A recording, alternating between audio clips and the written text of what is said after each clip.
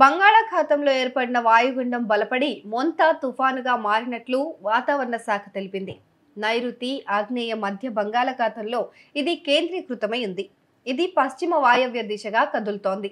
గడిచిన 6 గంటల్లో గంటకు 18 కిలోమీటర్ల వేగంతో కదిలింది. మంగళవారం ఉదయానికి తీవ్ర తుఫానుగా మారే అవకాశం ఉంది.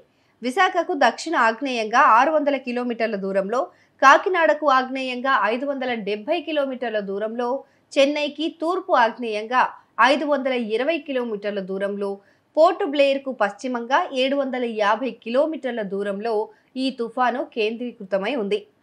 తీరం వెంట 50 నుంచి 70 కిలోమీటర్ల వేగంతో ఈదురుగాలులు వీచే అవకాశం ఉంది. మచిలీపట్నం, కళింగపట్నం మధ్య కాకినాడ సమీపంలో మంగళవారం తుఫాను తీరం దాటే అవకాశం ఉంది.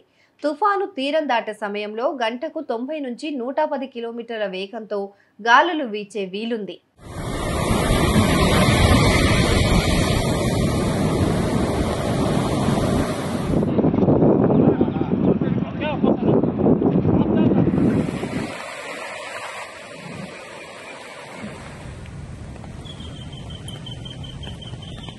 మొంతా తుఫాను దూసుకొస్తుండటంతో ఏపీ ప్రభుత్వం ముందస్తు చర్యలు చేపట్టింది. అధికారులకు సెలవులు రద్దు చేశారు. సహాయక చర్యల కోసం ప్రభుత్వం 19 కోట్ల రూపాయలు విడుదల చేసింది. 24 జిల్లాల్లో స్కూళ్లకు సెలవులు ప్రకటించింది. అనకాపల్లి, కృష్ణా, ఎన్టీఆర్, గుంటూరు జిల్లాల్లో విద్యాసంస్థలకు 29వ తేదీ వరకు సెలవులు ప్రకటించారు. పశ్చిమ గోదావరి, ఏలూరు, బాపట్ల, కడపలో విద్యాసంస్థలకు 28వ తేదీ వరకు సెలవులు ప్రకటించారు. నెల్లూరు జిల్లాలోని విద్యాసంస్థలకు కలెక్టర్ హిమాంశు శుక్లా నేడు కూడా సెలవు ప్రకటించారు. తుఫాన్ దృష్ట్యా జిల్లాలో విపత్తు బృందాలు మోహరించాయి. సహాయక చర్యల నిమిత్తం 9 ఎస్డీఆర్ఎఫ్, 7 ఎన్డీఆర్ఎఫ్ బృందాలు అందుబాటులోకి వచ్చాయి.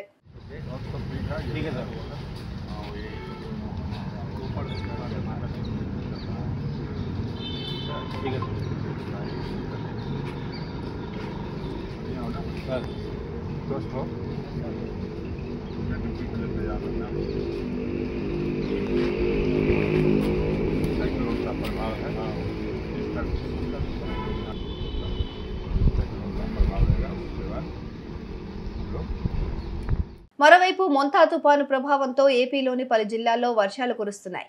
ఉమ్మడి శ్రీకాకుళం జిల్లా, విజయనగరం, విశాఖ, ఉభయ గోదావరి, కృష్ణా జిల్లాల్లో చిరుజల్లులు కురుస్తున్నాయి. కాకినాడలో ఈ ఉదయం నుంచి చిరుజల్లులు పడగా ఉదయం 10 గంటల తర్వాత వర్షం తీవ్రత పెరిగింది. విశాఖలోని మధురవాడలో ఈదురుగాలులతో కూడిన వర్షం పడుతోంది.